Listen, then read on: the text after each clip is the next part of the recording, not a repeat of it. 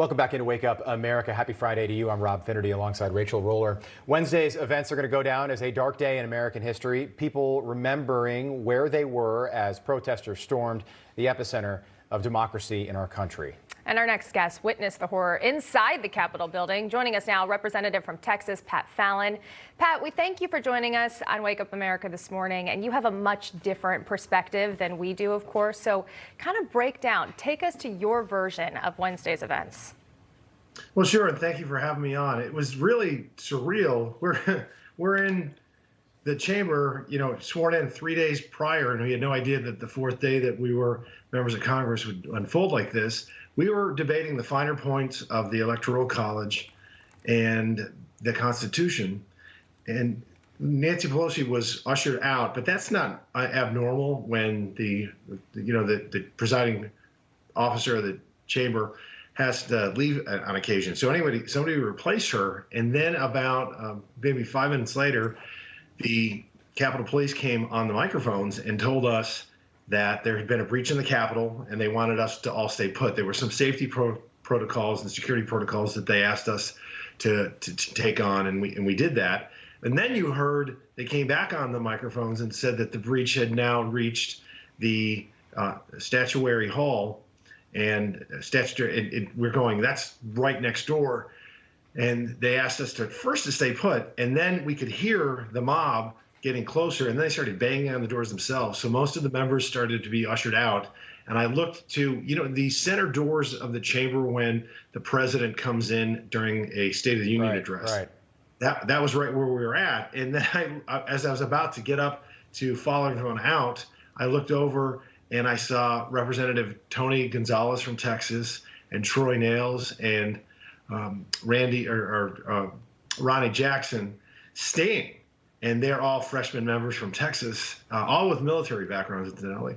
And I said, well, if they're not going to leave, I won't either. And the Capitol Police were so undermanned. There were only 3 or 4 in the chamber at the time in our section. And they looked worried. And so a lot like when you're on an airline, I don't get worried unless the flight attendants get worried.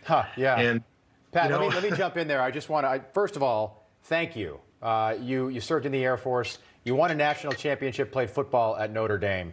I was looking at your Twitter account. You've got pictures of you side by side with some Democrats as well. But as most of the elected members of the House and Senate were being rushed out of that chamber, you guys rushed to the door to help Capitol Police block that door. And in one of the pictures, you're standing shoulder to shoulder with your other elected members. You've got some kind of, it looks like a stick. It's like a large pole in your hand. What was that?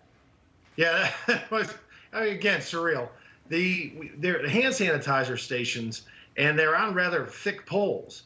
And Troy Nails had already ripped one out. So I saw that he had one, and he was going to use it as a club if need be, if the mob were trying to come into the chamber. So I went and ran about 20 feet to my left, and I ripped one out. It surprisingly came out rather quickly. I think there was a lot of adrenaline flowing as well. Flipped it upside down, and we were ready to go. And I remember Ronnie Jackson screaming that he wasn't going to go anywhere. And Mark Wayne Mullen from Oklahoma was also right beside us. And I had just met him right then. He's the fellow in the white shirt that you see right there. And he said that he'd be the last damn member to leave. If I was one of those riders that went in there and saw you, I'd be like, well, we're gonna head back now, actually. But that's the thing, Congressman. You were just talking about that situation and that exact moment. I think the quote I keep seeing in every article that I read about your situation and your story is, they're standing their ground. They're not going anywhere. We're not leaving. What were your thoughts in that moment? I was afraid, and I imagine they were too, when we were shoring each other up. And that's why I started screaming something we used to say at Notre Dame before a big game was, this is our house. And by ours, it's the people's house. It's the members and constituents. It's not the mob's house. For them, they weren't supposed to be there at that time. And so we weren't going to go. And we needed to act as a rear guard because other members needed to leave. And there are members some of them that are older and, and some that are physically challenged. And we need to make sure that they got out of there. And the Capitol Police needed us too. And then the weird thing was, we got a really big piece of furniture and moved it as a barricade. And as we did that, the glass started to break, and it was either sticks or shots. And we, to this day, we don't really know yet if there were rounds being fired, but the police were screaming, shots fired, rounds.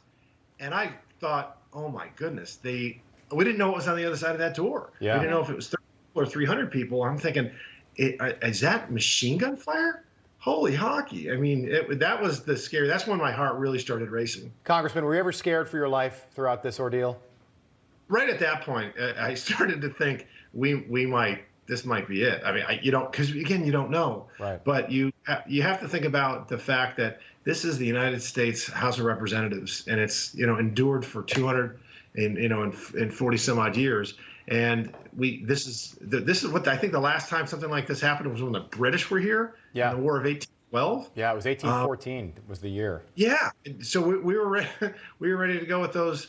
The hand sanitizer station that we had that I had as a club, and Troy did as well.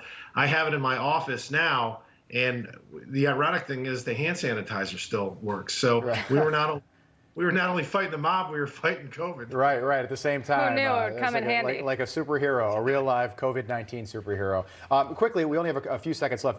Did the shooting take place, that 35-year-old woman, she was an Air Force veteran as well. Is that where that took place, was right at that door that you were at? I was just reading a timeline in the Wall Street Journal last night, and it was right around that time. So it was either right then or a few minutes after. But the timeline's linked. So that's maybe when they were screaming shots fired. It was an awful day, but inside of that awful day, I saw tremendous courage from my colleagues. Oh, I think you would have made your former coach, Notre Dame, Lou Holtz, proud. That's tremendously brave actions that day, sir, and we thank you so much for that and your time this morning. No, thank you all, and God bless, and come back anytime. Yes, please do. That is Congressman Pat Fallon of Texas there joining us this morning. That is quite a story. And, when you go to these offices of members of Congress, they've got keepsakes, they've got mementos, they've got things that are relevant to their story.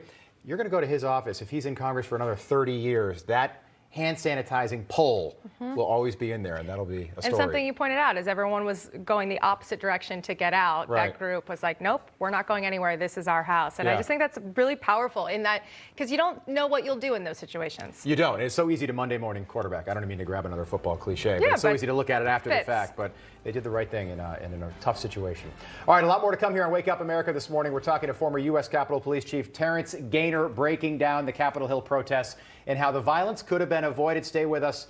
You're watching Wake Up America on Newsmax.